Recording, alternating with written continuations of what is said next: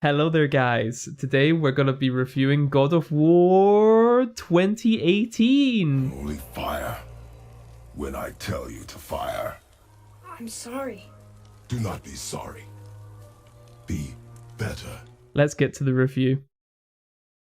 And as always, guys, we're going to be scrolling down to the trophy list. But before I do that, I do have to say that there are some slight spoilers in the trophy names and the trophy descriptions for the first couple of trophies. If you don't want to get spoiled too much with the game, I would suggest maybe skipping this part. But without further ado, let's scroll down. And the thing is, I do give that disclaimer, but this game has been out for 4 years now. And especially with Ragnarok that's just come out, I think you should probably play this game. I would argue this is definitely a system seller. God of War Ragnarok, again, just kind of cements that fact of this franchise being a system seller. And yeah, it's a phenomenal game. Just to give you a quick overview, the story was really good. It is different to the original God of War games. Kratos has kind of developed into basically this father figure, but not really a humbling father figure at the start of the game. He's pretty strict and arguably not a very good dad in the beginning. Like you kind of start to think like, Kratos, what are you doing here? Why are you treating your son like this badly? But when the story unfolds, you really get a good idea why he's been acting the way that he has acted. So I think this, on the story front, it is a solid game. I'm not going to go into specific details of the story. I want you to experience that for yourself and come to your own opinions. But yeah, I think the story's good in this. It is different. If you're a staunch God of War fan, especially with the original games, the hack and slash style, this is technically hack and slash as well. But if you're specifically talking about the story, it is different. So let's get into some more specific stuff when it comes to the trophy side. The first one I want to talk about are kind of like the explorations that you do in the game. So, for instance, explore all the Lake of Nine has to offer, and this area here, Fithengard, I can't remember how you pronounce that. But I'm pretty sure is that the dwarf area? I can't remember if that's the dwarf area. But anyway, the game expects you to explore basically all of the lands. And I would say you're going to naturally do this just because of how engaging the boat mechanic is and how the world kind of just forms around you. It's just so cool to be in the boat, and you have little quips from Kratos and Atreus, going along. And yeah, it really does build on the character, on both of the characters, and you would want to hear what they would want to say when they're in the boat going to a particular area. So I think it's definitely an add-on. It definitely adds to the experience of the game, doing all of the side quests and doing all of the explorations. So yeah, I think you're naturally going to do this. And let's move on. This game has a lot of collectibles. But are they necessarily bad collectibles? I would argue not, just because in each area on the map, so you're in the map screen, the game tracks what you have and what you don't have. So just through process of elimination, you can kind of suss out what you're missing. And even if you don't need to do that, the game will literally say, hey, you've got this particular artifact, you need to get the other one now. So it's totally doable. The collectibles are Not super hard. I would recommend a guide, especially when you finish the main story. We had to go through the collectibles using a guide after the main story. And it was only and we only did that because we were getting stuck in some of the areas. We just couldn't figure out where some of the ravens were. Those were the biggest ones, and same with the artifacts as well.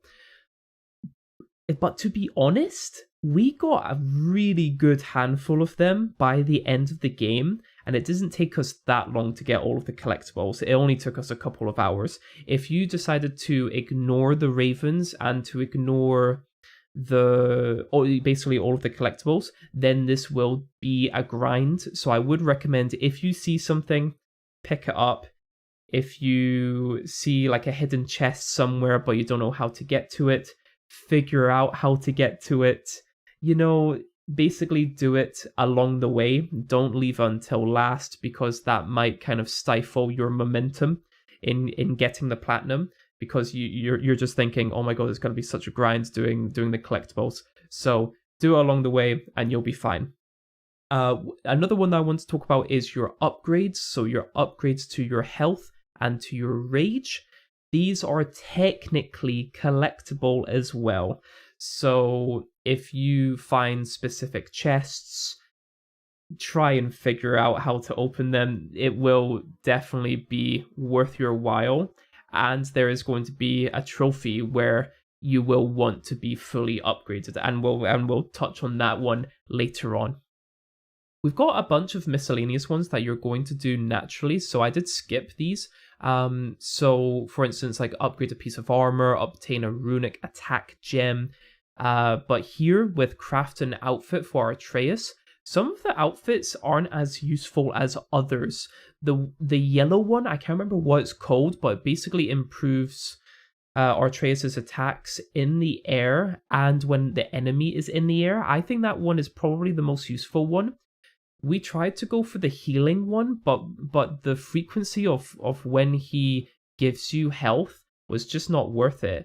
And in this game, especially when you get to the tail end of the game, when you're doing the Valkyries, you basically don't want to get hit at all. So, getting that health boost is kind of pointless at that point if you're trying to go for no hit anyway.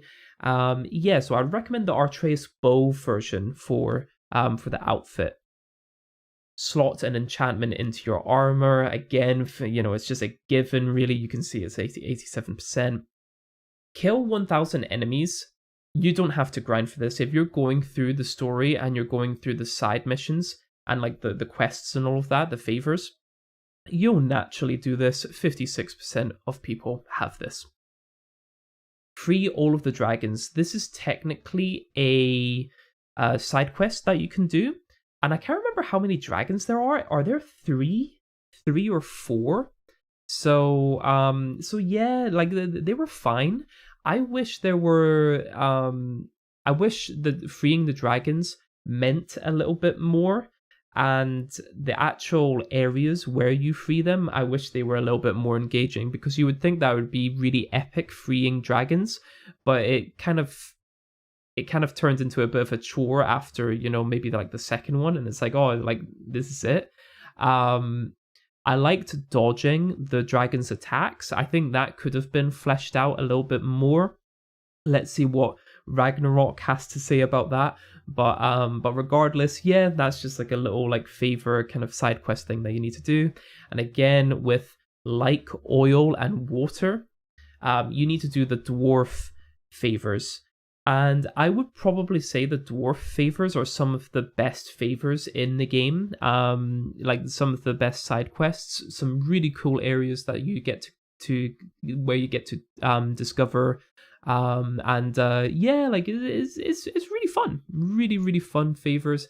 And just to have the dwarfs have more dialogue options and kind of build on their characters a bit as you do the favors, I think it's really cool. They're some of my favorite characters in the game, actually. So These are just collectibles, collecting all of the artifacts and the ravens. Some of the artifacts and some of the ravens are in really tricky spots, so you will probably need a guide. People were saying on YouTube that the ravens were awful. They were proper exaggerating. I wouldn't say that these are awful. There are a lot. I think there's like 50 or 51 ravens in total. Doable. It's doable. I would say if you're looking around throughout the game for ravens and you get maybe 3/4 of them, it's fine. It's totally fine. People were really exaggerating the ravens. So, yep, it's not a problem. It's not a platinum killer whatsoever. Will it take you some time to get all of them? Yeah, sure, but same with all of the other collectibles. So, again, it only took me like a couple of hours to get all of the collectibles, and then there was just one last trophy that I needed to do, and that was the Valkyries. So, yep, totally doable. Totally doable. Some miscellaneous ones that you're probably not going to miss. Fully upgrade a runic attack, fully upgrade the Leviathan axe, and slight spoiler here, fully upgrade the Blades of Chaos. That reveal with the Blades of Chaos was amazing. I really did think that they were gonna go full in on the axe. I didn't think that the blades would make an appearance, but I'm glad that it did. And the way that it was shown as well, I think that was really cool, man. Not going into specifics, but yeah, I think that's really cool, man.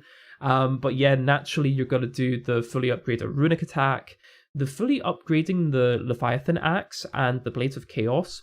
These are technically collectible as well. So basically the upgrade kind of stuff for your weapons, they're collectible. Same with your health and your rage.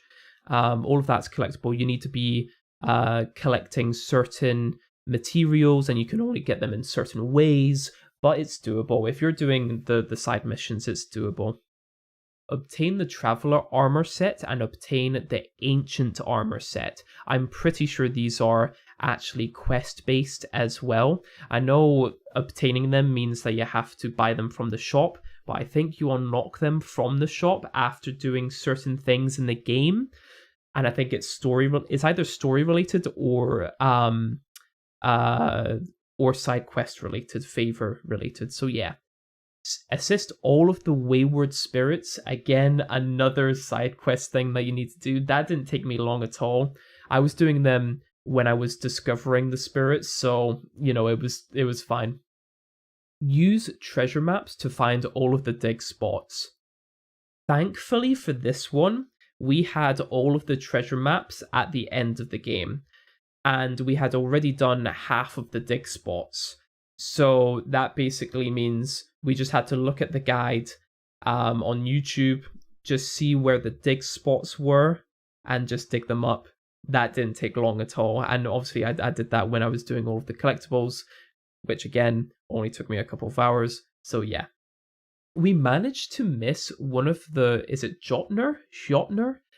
We managed to miss one of these shrines, but when we were going through getting the collectibles, we managed to find the one that we were missing. So when that happened, we got the trophy. But yeah, if you're exploring all of the areas, I think you will naturally get this trophy because they kind of stand out in the open, most of them. So you basically can't miss them.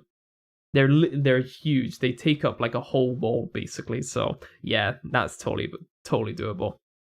The trials in this game is actually quite cool. Just think of these like challenge, kind of think of this like a challenge mode. And yeah, I think that's pretty. I think it was a pretty cool time. I really like the areas and the area designs. I wish there were more unique enemies. The only really real unique enemy was the Valkyrie at the end, which I did appreciate. And that was actually the first Valkyrie that we came across in the game. And we were really low level at that time. And we got completely bodied. We got completely bodied by it. But yeah, I think the trials were pretty cool. And the only one that got me trouble was the ring one. The ring one was pretty difficult. but when you get used to the mechanics and how the game wants you to complete it, I think it's fine. I would recommend using bare hand to try to push them into the ring.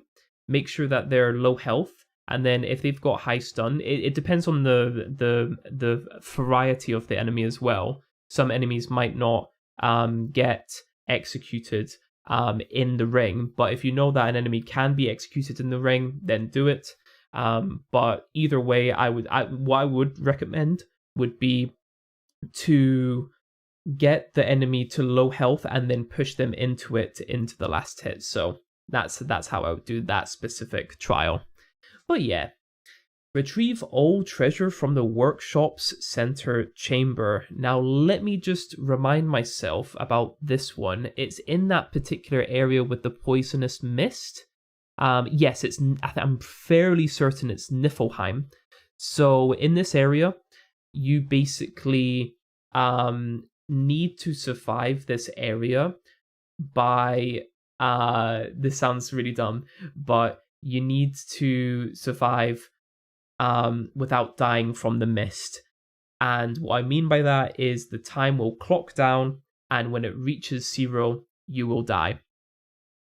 The way that you do this is you basically rinse and repeat the area until you get good equipment and upgrade it to a sufficient level, and you will basically never die from the mist. If you have fully upgraded stuff, you're basically not dying from the mist, and that makes things a lot easier. Again, in this area, very similar to the trial area, there's a Valkyrie, so that was a nice addition. I kind of popped off when I saw that. I was like, when I first saw the Valkyrie, the timer was at half, and I thought to myself, I can't do this. I can't fight you yet. I can't, because you need enough time to go back to the safe area. So that's basically what I did. I went back to the safe area, knowing that there's going to be a Valkyrie later on when I'm fully equipped and upgraded. And that was really fun. This area did take me a couple of hours, so this is actually going to be one of the more longer areas that you do. But I think it's fun. The combat's fun, so I don't mind grinding that. Last but not least, defeat the 9 Valkyries, Chooser of the Slain. This is probably the hardest trophy in the game, and people were really gassing this trophy up for being difficult. Now, the Valkyries are some of the most difficult enemies in the game. The only one that gave me trouble was the Queen, and that was because I was low level. But then when we completed the game, and we upgraded stuff, and we did all of the collectibles, all of that kind of stuff, we were in such a better position. What I would recommend for the Queen fight would be, for me at least, defense and vitality work to charm, runic work to charm, and cooldown. So all of those attributes, get some points into them, get some armor sets that can help you with that, and I would say that you wouldn't have a problem at that point. But if you want some more tips, I really like using Hell's Touch on the Queen. That's literally the first ability that you get, but it's surprising how much damage and stun that attack does on the Queen. It is crazy, especially when you have it fully upgraded and the runic. It does mad damage, and if she's in the middle of an attack and you use it, she's going to be interrupted, and that is so vital for that fight. You want to have as much health as possible throughout that fight. So I would recommend that ability. I would also recommend the Blessings of the Frost ability. That was one of my favorite abilities in the game. It's stupidly overpowered. I played on normal, and that kind of made the game a lot easier, in my opinion. So depending on how you feel about that, Yeah, I would recommend the Blessings of the Frost ability as well. With the Blades of Chaos, I think the ability is called Gift of Apollo. It's another power-up ability where your blades basically lifesteal from the enemy, and that is a really good ability to have. And last but not least, with the Blades of Chaos, we used the projectile one. It was one of the light runic attacks. I can't remember the name of it, but it was a projectile one, and that one has a slightly lower cooldown, which was really good. An alternative to this would be the cross slash ability. That's got a really low cooldown. That did a lot of damage as well for the blades. So yes, those abilities I would recommend. Some overall tips for the Queen. It's just learning the patterns. It's learning the attack patterns. I know you don't want to hear that, but if you learn it, the fight becomes a little bit more trivial. Now, I say that knowing that I still got hit by some of the attacks. Some of the attacks are borderline bullshit. So, for instance, there's this instant lunge attack that she does. It's unblockable, and normally in the game, the enemy kind of flashes red when they're just about to do an unblockable attack. For that attack, the red appears after the attack, so it just made no sense. So there was actually no warning whatsoever, but I'm pretty sure that is actually part of a pattern. I'm pretty sure she always does it at a particular range and after a certain move. So just remember that one. When she's in the air, you always want to use Artreus, because there's one attack where it's a large unblockable attack in the air. It's basically, you can dodge it, but it's basically impossible. If you use Artreus when the Queen is in the air, she will get stunned.